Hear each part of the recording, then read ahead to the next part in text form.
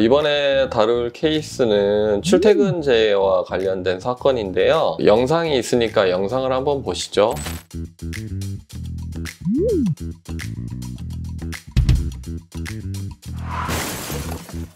사고 영상을 보셔서 아시겠지만 교통사고입니다. 이 사건 개요에 대해서 간단하게 말씀을 드리면 망인 A라는 분이 오전 7시 40분경에 자택에서 회사로 자차를 이용해서 출근 중이었습니다. 그런데 교통사고가 난 것인데요. 안타깝게도 중앙선을 침범하는 과정에서 사고가 났고 사망하시게 된 사안이거든요. 교통사고라고 해서 무조건 산재보상이 되는 것은 아니고 업무와 관련된 교통사고여야 산재로 보상을 받으실 수가 있거든요. 이 케이스는 출근 중에 발생을 했습니다. 통상 출퇴근제라고 하죠. 이제 출퇴근 행위 자체는 업무 자체는 아니기 때문에 예전에는 산재로 보호되는 범위가 좁았습니다. 2018년부터 법이 개정되면서 출퇴근제에도 산재보험의 범위 안에 들어오게 되었습니다. 출퇴근제의 요건은 통상적인 경로와 방법을 이용하면서 사고가 났을 경우에는 출퇴근제로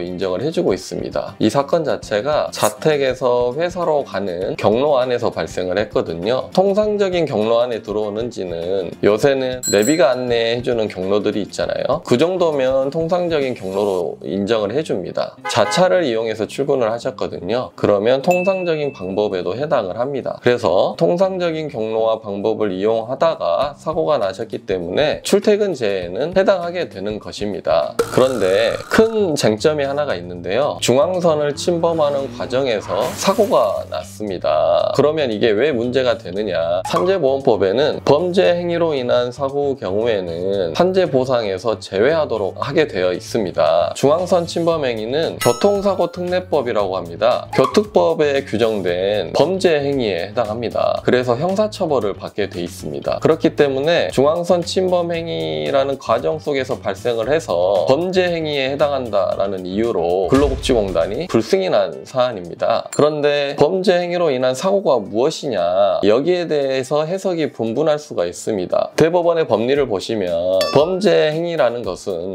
오로지 또는 범죄 행위로 인하여만 사고가 발생한 경우, 이런 경우에만 산재보상을 해주지 않겠다라고 말을 하고 있습니다. 좀 더 쉽게 풀어보자면 그 행위가 운전을 하는데 통상의 위험 범위 안에 들어가 있다면 범죄 행위로 보지 않겠다라는 것입니다. 이렇게 말씀드려도 너무 어렵죠. 이 사건에 적용을 시켜서 한번 말씀을 드려보겠습니다. 근로복지공단이 불승인을 한 사유는 간단합니다. 중앙선 침범 행위를 하다가 사고가 발생을 했잖아요. 교특법상 범죄 행위에 해당하거든요. 근로복지공단은 이 범죄 행위에 해당하기만 하면 산재보상을 안 해주는 경향이 많습니다. 그래서 산재 불승인이 난 경우고요. 그렇다면 중앙선 침범 행위를 하다가 사고가 발생을 하면 언제나 산재 보상이 되지가 않느냐? 그게 아닙니다. 중앙선 침범 행위라도 운전에 수반되는 통상의 위험 범위 안에 들어온다면 산재 보상이 될 수가 있습니다. 이 사건 사고 같은 경우에는 나중에 국과수에 감정을 보냈는데요. 망인께서 음주를 하지 않으셨습니다. 혈중 알코올 농도가 0으로 나왔거든요. 그래서 음주운전도 하지 않았고, 이분의 핸드폰을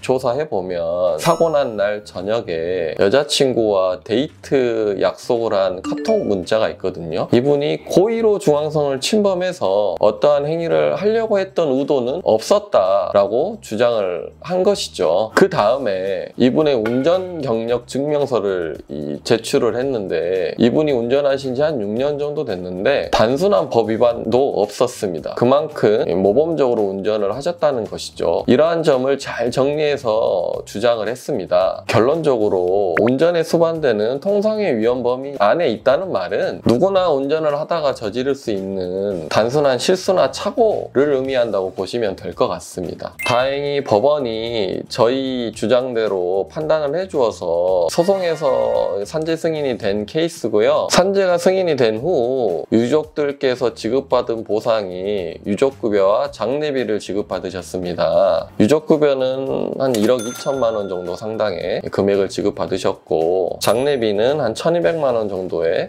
보상을 받게 되었습니다. 이처럼 위법 부당하게 환자가 불승인이 된 사건에 대해서 개인적으로 진행하시기에 어려움이 있을 수 있습니다. 산재 김찬영 TV를 통해서 사건을 맡겨주신다면 충분한 국가보상이 나올 수 있도록 노력하겠습니다. 혹시 상담을 원하시는 분들은 아래 댓글이나 전화번호로 문의를 주시면 최대한 친절하게 상담해 드리도록 하겠습니다. 이 영상이 조금이라도 도움이 되신다면 좋아요와 구독 부탁드립니다.